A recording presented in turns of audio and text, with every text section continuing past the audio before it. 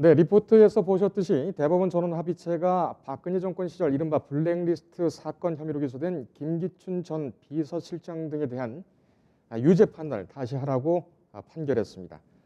기본적인 사실에 대해서 좀 설명을 드려야 할 텐데요. 원심이 김 전 실장 등의 행위가 유죄로 인정한 것은 대법원도 맞다고 판단을 했습니다. 다시 말해서 일부 언론에서 무죄 취지로 다시 판단하라고 파기환송했다고 하는 것은 정확한 보도는 아닌 것으로 생각이 됩니다.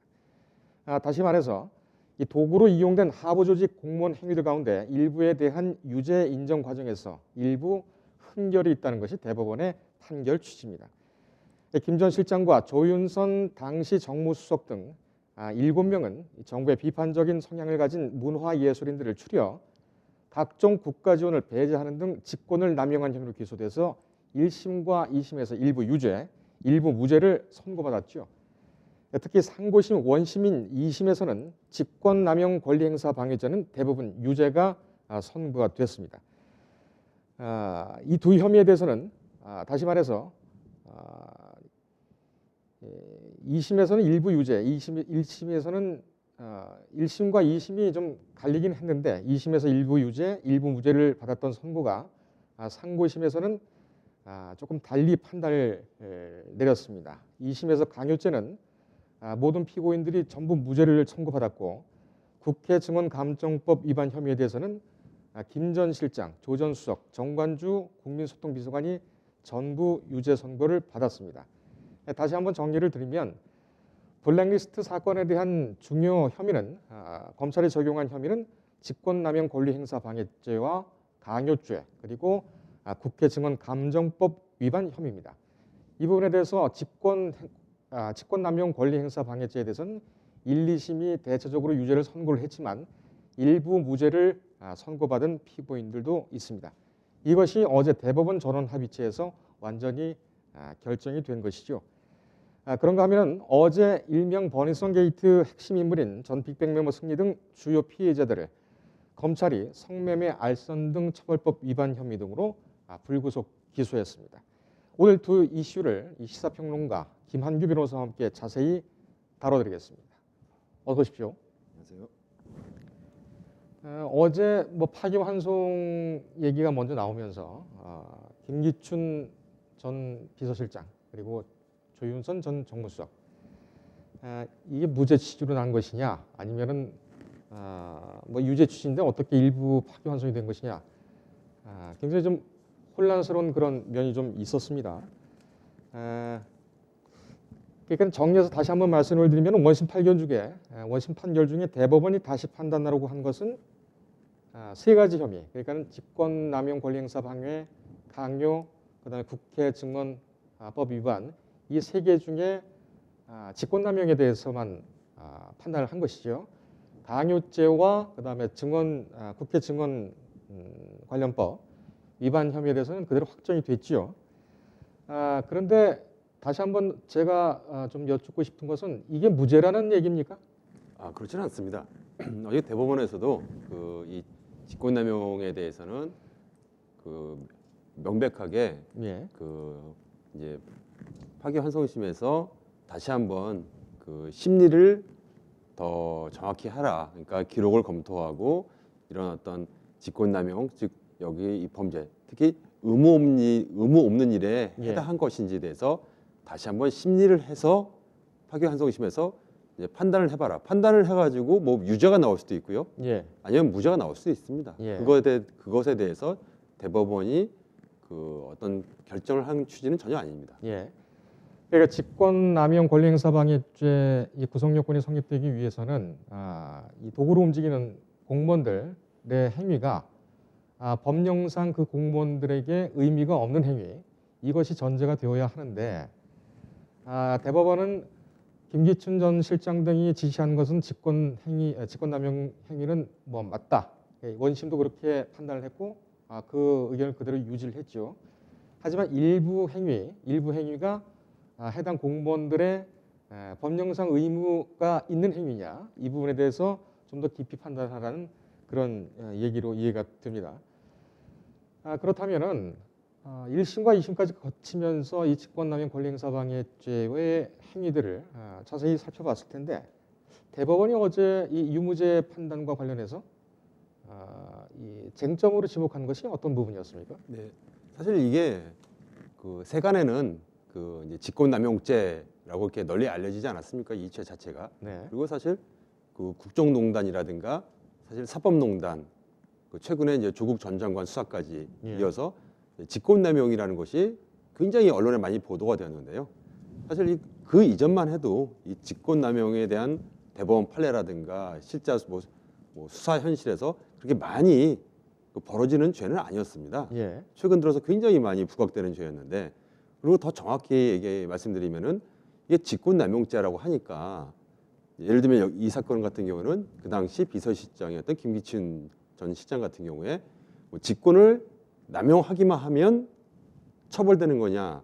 사실 그렇지는 않았거든요. 그냥 뭐 이해하기 쉽게 직권남용죄라고 했지만은 아까 앵커께서 말씀하셨듯이 정확히는 직권남용 권리행사방해죄 예. 이죄거든요. 그래서 여기서도 그 당시 그 김기춘 실장 등으로부터 이런 부당한 불법적인 지시를 받은 그 해당 소속 직원들이 공무원들이 본인들의 어떤 의무 업무를 하게 된 것인지 예. 아니면 본인의 과거부터 관행이었다든가 아니면 법령상 직무 범위 내에 해당되는 일을 하게 되는 것인지 예. 이 부분을 좀 구체적으로 봐라 이런 취지거든요. 그러니까 직권권 남용 권리행사방해에 대해서 그동안 법원이 아주 명확하게 가이드라인, 그러니까는 기준을 제시한 적은 없었으나 이번엔 좀 구체적으로 나왔다 이런 의미가 있군요. 법리적인 개념이 나왔으니까 좀 한 가지 좀 여쭤보고 가겠습니다. 그러니까 직권남용, 일반 우리 시청자분들께서 생각할 땐 직권남용이라는 이제 말씀하시죠. 그 직권남용과 권리행사방해가 이제 같이 들어가는 건데 직권남용이라는 것이 어떻게 생각을 하면은 내가 가지고 있는, 그러니까 지시권자로서 내가 가지고 있는 그 법령상 권한대에 지시권자를 기준으로 합니다.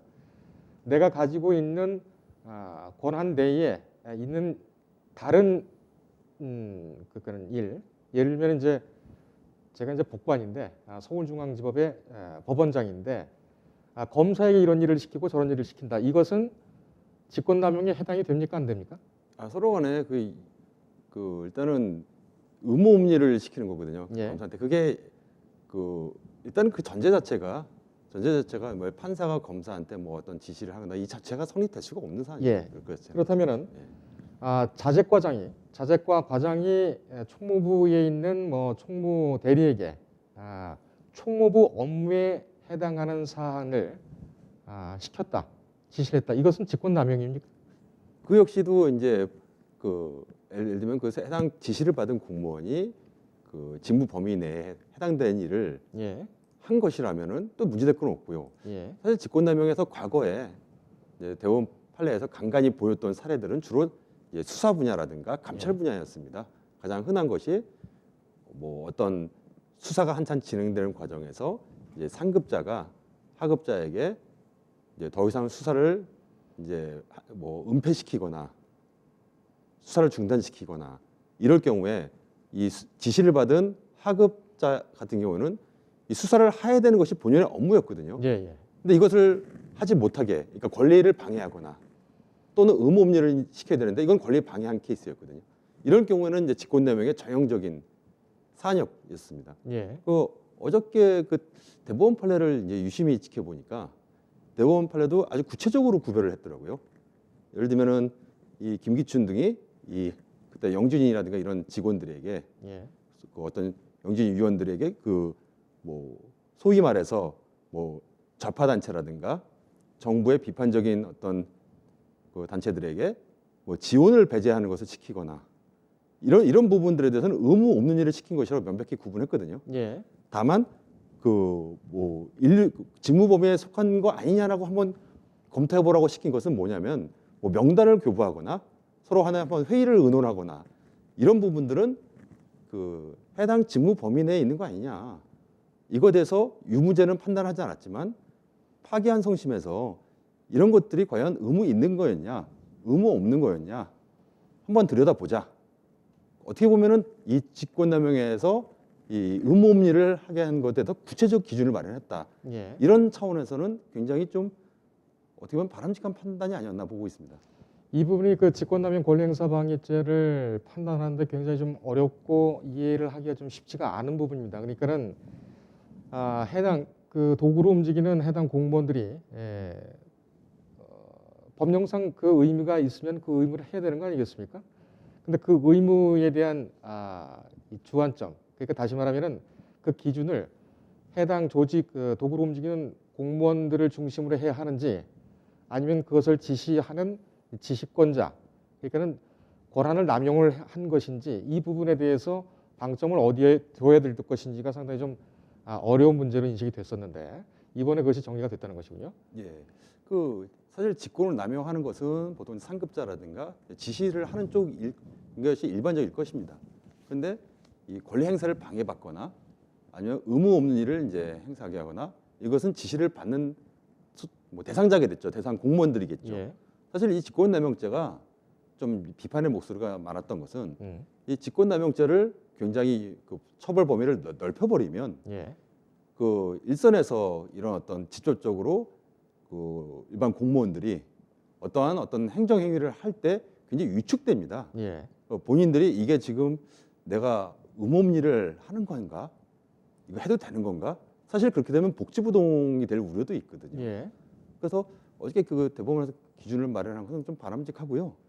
앞으로 이제 파기환송심. 사실 이 직권남용이 아까도 제가 맨 처음에 말씀드렸지만 뭐 양승태 사법농단이라든가 최근에 이제 조국 전 장관이라든가 여기서도 직권남용 사례들이 굉장히 많이 기소가 되었습니다. 예.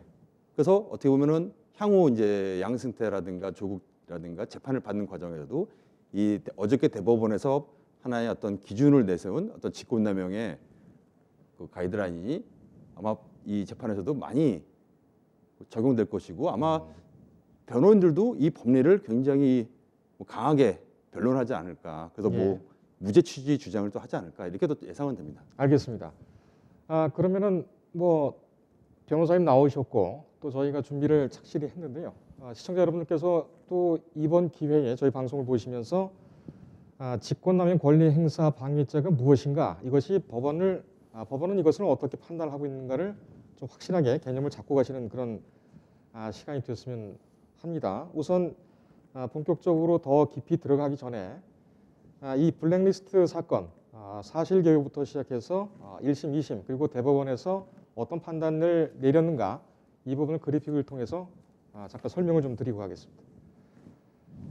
예, 파기환송이고 사실관계는 뭐 앞서서도 계속 말씀을 드린 것처럼 김기춘 전 비서실장이 정부의 비판적인 문화예술가 집단, 문화예술인에 대해서 당연히 주게 되어 있는 정부 지원 대상에서 배제를 하라 이렇게 이제 지시를 했죠.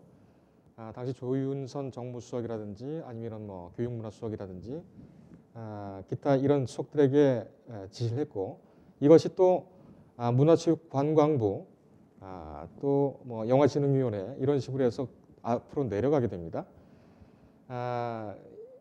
그래서 지금 이제 보게 되면은 조윤선 전 정무수석, 김상률, 김소영 뭐 이런 분들 이런 인물들이 같이 공범으로 기소가 되게 되죠. 이제 피고인 같은 경우에는 한 7명 정도 이렇게 되어 있는데 적용 혐의는 직권남용 권리행사 방해죄와 광요죄 그리고 국회 증언 감정법 위반죄입니다. 세 혐의가 다 같이 공동적으로 들어가게 된 것이죠. 1심 판단에서는 직권남용 권리행사 방해죄에 대해서는 조윤선 전 정무수석은 전부 무죄를 선고를 받았고 그 외의 피고인들은 일부 무죄, 일부 유죄 이렇게 판단이 됐습니다. 강요죄는 피고인들 전부 무죄, 국회 증언 감정과 위반죄 이 부분에 대해서는 지금 보신 바대로 일부 무죄, 일부 유죄 이렇게 두게 되어 있습니다.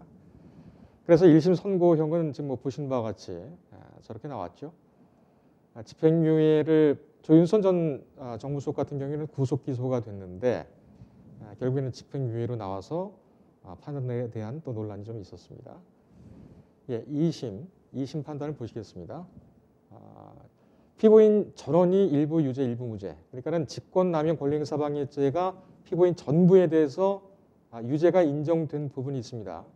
근데 구체적인 행위에 따라서 예를 들부터 A부터 뭐 D까지의 행위가 있다면 어느 것은 A, 어느 부분은 뭐 B 이런 식만 인정이 돼서 일부 무죄가 된 또는 일부 유죄가 된 상황이고요. 여기서 강요죄와 국회 증언감정법 위반죄 이 부분은 대법원에서도 그대로 확정이 됩니다. 그러니까 지금부터는 직권남용 권리행사 방해죄에 대한 판단이 어떻게 변하고 있느냐 이 부분을 좀 집중적으로 보시면 되겠습니다.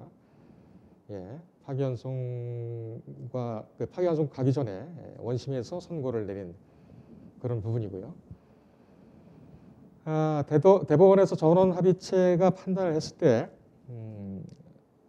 저런 식으로 이제 앞서 말씀드린 대로 직권남용 권리행사 방해는 파기환송 그리고 나머지는 전부 다 확정이 됐습니다. 쟁점은 무엇이었느냐?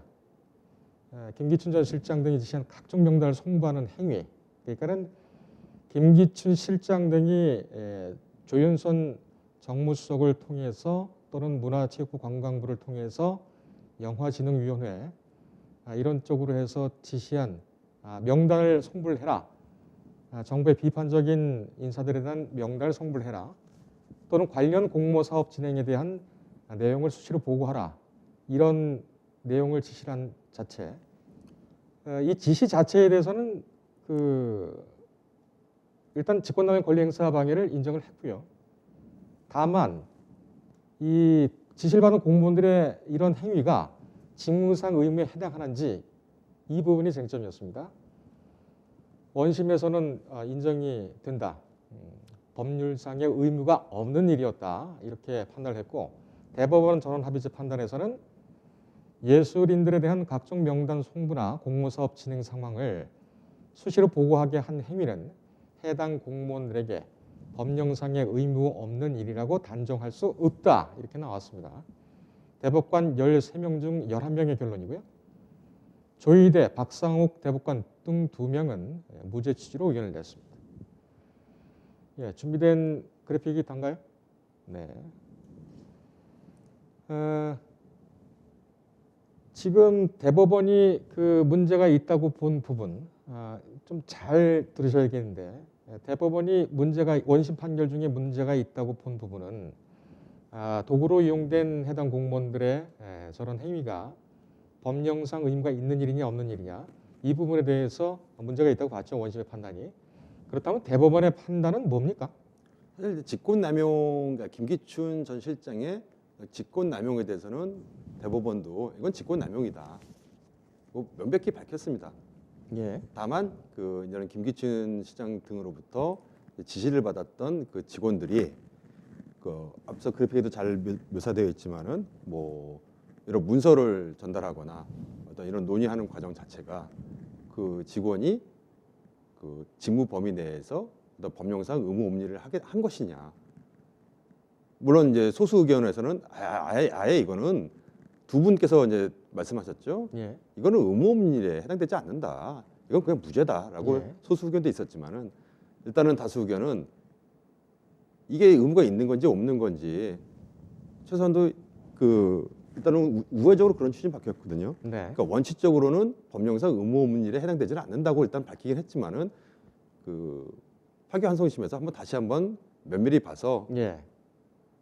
뭐 의무 없는 일에 해당되지 않으면 아마 뭐 우회적으로는 요 사안에 대해서만큼은 사실은 이제 무죄가 가능한 부분도 있습니다. 물론 이게 양형에는 아주 크게 영향을 미칠 것 같지는 않긴 하지만은 아까 말씀드렸듯이 이 대법원 판결 자체가 향후 예상되는 수많은 다른 어떤 직권남용 사례에서 굉장히 유의미한 가이드라인을 제시했다고 하는데 큰 의미가 있다고 봅니다. 예, 알겠습니다. 계속 저희가 강조를 드리지만 조국 전 법무부 장관 내지는 민정수석 그리고 또 사법농단과 같은 그런 사건에서 이 법리가 앞으로 계속 그대로 정리가 될 것이다. 더군다나 대법원 소부에서 나온 판단이 아니라 대법원 전원합의체가 선언을 한 것이기 때문에 상당히 중요한 의미를 가지겠죠. 근데 파기환송심에서 그 전에 하나를 좀 더 여쭤볼까요? 얘기가 나온 김에 이렇게 복잡하고 기준이 없던 그런 법리라면 대법원이 판단하는 김에 아주 직권으로 판단해버리면 어떻겠느냐, 뭐 이런 의문도 있을 수가 있습니다. 왜 굳이 이 판결을 했던 원심에다 이걸 다시 돌려보내느냐, 이 부분에 대해서는 저희가 어떻게 이해를 해야 할까요? 사실은 가능하면 이게 대법원에서 직권으로 뭐 양형까지 할 수는 있긴 하지만은 사실은 대법원이 어떤 그런 기능하는 기관은 아니니까 예. 어떤 법령을 해석을 최종적으로 하는 기관이니까 이렇게 이제 직권남용의 어떤 죄에 대해서 구체적 기준을 제시하는 것 자체가 상당히 의미 있는 제 역할을 한 거라고 보고요. 예. 이런 어떤 뭐 양형이라든가 뭐 유무죄의 구체적인 판단을 자체에서는 사실은 파기환송심에서 다시 한번 기록을 면밀히 보고 또 이 변호인들의 어떤 변론을 한번 다시 한번 들어보고 해서 정하는 것이 좀 맞지 않나 보고 있습니다. 아, 그렇군요. 그러니까는 대법원은 법률심이고 상고심이니까, 그 다음에 원심, 2심은 파기환송심이 되겠습니다. 결국은 이제 같은 말인데요. 사실심의 최종심이니까, 사실심의 최종심이니까는 이 행위 사실에 대해서는, 사실 행위에 대해서는 사실심의 최종심인 고등법원에서 2심에서 다시 한번 판단한 것이 맞다, 이런 취지군요. 사실은 만약에 대법원에서는 좀 약간 욕심을 내서 이런 어떤 중요한 사건이라든가 이런 사건에 대해서 다 뭐 개별 사건마다 이런 게 최종적으로 결론을 다 내려버리면 사실은 이제 파기환송심의 기능 그리고 법률심과 사실심의 좀 경계선도 좀 모호해진 측면도 있거든요. 예, 사실 어저께 대법원의 판단 자체는 대법원의 어떤 제 역할을 한 것으로 봅니다. 알겠습니다. 2심 선고 결과 그래픽을 다시 한번 보여주실까요? 예, 2심 선고 결과. 지금 이 파기환송심으로 이제 넘어갔기 때문에 2심 선고형이 지금 저렇게 나오지 않습니까? 파기환송심에서는 대법원이 지적한 대로 이 부분에 대해서는 뭐 다시 판단을 할 겁니다. 그렇게 되면은 파기환송심에 따라서 저 피고인들의 양형이 달라질 수가 있습니까?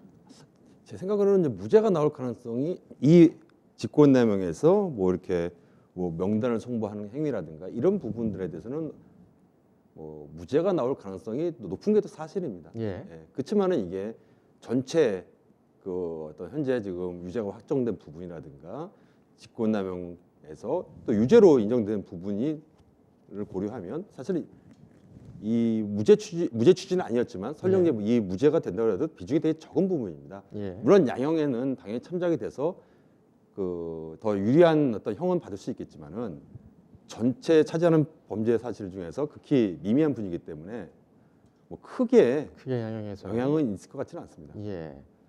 알겠습니다. 그러니까 이제 대법원에서 볼 때 이건 무죄인데 이렇게 판단을 한 것이 아니고 이 부분에서는 더 심리를 해봐라. 이렇게 얘기를 한 것이겠죠. 그렇다면 이제 무죄 취지, 유죄 취지 뭐 이런 얘기가 있긴 한데 상당히 좀 조심해서 우리가 써야 되겠네요. 예, 전혀 대법원에서는 무죄 취지라고 밝힌 적은 전혀 없습니다. 예, 알겠습니다. 이 사건 판결 같은 경우는 굉장히 좀 의미가 있습니다. 앞으로 복잡한 직권남용 권리 행사 방해에 대한 사건들이 많이 나올 텐데 그때마다 저희 뉴스리딩 팀에서 또 김한규 변호사와 함께 분석해드린 이 부분 잘 기억을 하셨다가 계속 돌려보시면서 같이 한번 보시면 더 자세하게 이해를 좀 하실 수가 있을 것 같습니다. 인터넷에 떠돌아다니는 수많은 뉴스 기사. 아직도 포털에서 일일이 검색하세요?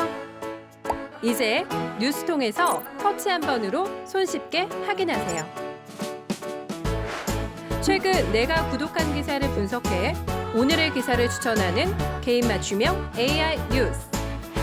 나만의 공간인 뉴스북에서 콘텐츠를 편집하고 이용자와도 활발한 소통이 가능합니다. 사진과 영상 자유롭게 이동하고 언론사 기자들이 실시간으로 업로드하는 동영상도 확인해보세요. 더욱 풍성하고 새로워진 뉴스통. 지금 바로 만나보세요.